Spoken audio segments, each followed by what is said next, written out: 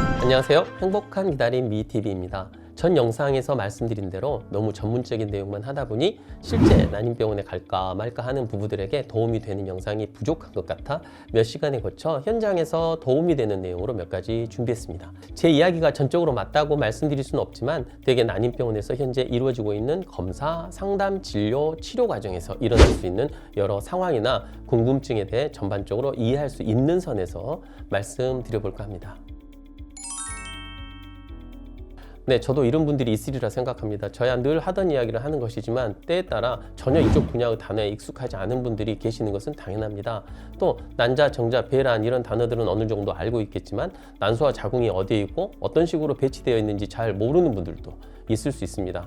제가 임상 현장에서 가장 많이 듣는 질문 하나 말씀드리면 나팔관 조영술을 했는데 양쪽 나팔관이 막혔거나 심한 유착이 있어서 문제가 있다라고 설명드릴 때 저는 생리는 잘 나오는데요? 라고 나팔관과 자궁 경부의 해부학적 위치를 잘못 이해하고 계시는 분들이 있었습니다. 지금 나오고 있는 그림을 보시면 화살표가 그려진 방향대로 생리는 자궁에서 시작돼서 자궁 경부를 거쳐 질강으로 통해 밖으로 나오게 되니까 그보다 더 원위부에 위치한 나팔관의 개통 여부는 생리 나오는 거하고는 전혀 상관이 없습니다. 자, 일단 이제 이건 예를 들어본 거고요. 제가 드리고 싶은 말씀은 잘못 알아들으셨다면 반드시 다시 물어보셔야 한다는 겁니다.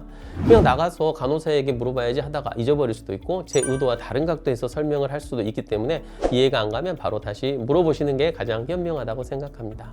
상담의 가장 기본적인 전제 조건은 주치의쌤이 설명하시는 게 이해가 돼서 되게 돌아가는 것이라는 걸 참고 바랍니다. 불행히도 그렇지 않습니다. 정확한 시점이 정해져 있지 않지만 예를 들어 아내분의 경우에 호르몬 검사나 난소 나이 검사 등 내분비 기능을 보는 검사는 1년이 지나면 다시 하시는 것이 좋습니다. 정부의 고시에서도 난소 나이 검사라는 혈액 검사는 1년에 한 번씩 의료, 급여를 해주고 있습니다. 또한 나팔관 조영술은 2에서 3년 정도는 그 결과를 믿고 시도를 하게 됩니다. 이유는 조영술 자체가 너무 아픈 것도 있고 그 정도 시기 안에 멀쩡하던 나팔관이 갑자기 양쪽 다 막히는 그런 경우는 드물기 때문입니다. 참고로 우리 병원은 초음파 나팔관 조영술을 시행하고 있어서 통증은 거의 없이 1분 이내에 검사가 끝난다는 점은 참고 바랍니다. 미생물 검사나 암 검사는 6개월에서 1년에 한 번 시행하고 정액 검사는 별 문제가 없다면 1년 정도 검사를 신뢰하게 됩니다. 다만 시험관하기 시술을 하고 있는 분들은 6개월이 넘으면 정부에서 다시 검사를 하도록 하고 있습니다. 산정검사로 알려진 혈액형이나 항체 검사 등은 한 번 하시면 다시 하실 필요는 없지만 신장 기능 검사나 빈혈, 간 기능 검사 같은 검진 항목은 1년에 한 번씩 하시면 됩니다. 단 이 항목들은 인공수정이나 시험관하기 시술할 경우에는 6개월 이내라도 다시 하도록 하는 병원도 있습니다. 그래서 웬만하면 결심해서 왔을 때 꾸준히 진료 및 적절한 치료를 받아서 임신에 성공하는 것이 가장 바람직합니다. 검사부터 다시 해야 하는 경우가 생기면 비용적인 면도 그렇고 바늘로 찌르고 이런저런 검사를 다시 하는 것 자체도 번거로울 수 있기 때문입니다.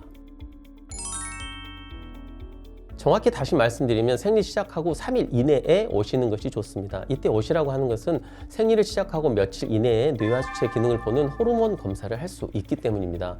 이왕 혈액 검사할 때 될 수 있으면 한 번에 검사를 다 해버리는 것이 좋겠고요. 두 번째는 생리 중에 오시면 배란 유도제 등을 처방해서 검사와 임신 시도를 동시에 해볼 수 있습니다. 마지막으로 나팔관 조영술은 생리 끝나고 하게 되는데 생리 중에 오시면 주치의선생님 보고 이 검사 날짜를 잡아드리게 됩니다. 만약 배란기 오시게 되면 그 다음 생리 직후까지 검사를 미뤄야 합니다. 그래서 생리 시작하고 바로 오시면 검사 예약, 임신 시도 한 번으로 모든 혈액 검사까지 다 계획을 세울 수 있습니다. 하지만 항상 이때 시간이 나는 것은 아니기 때문에 애매하시면 일단 한간 시간에 부부가 같이 오셔서 상담을 해본 후 일정을 잡고 앞으로의 검사 계획을 세워서 절차를 밟아 진행하시는 것도 물론 가능합니다.